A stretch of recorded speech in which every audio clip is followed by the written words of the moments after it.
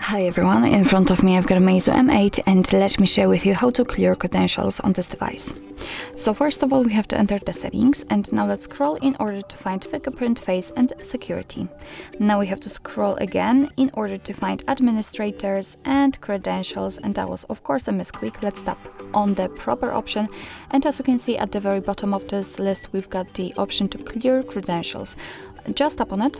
Your device will ask you if you really want to do it, so just tap on OK. And actually, this is it. We do not receive any information, so it means that the credentials has been erased successfully. So actually, this is it. This is how to clear credentials in your MEIZU M8. Thank you so much for watching. I hope that this video was helpful, and if it was, please hit the subscribe button and leave the thumbs up.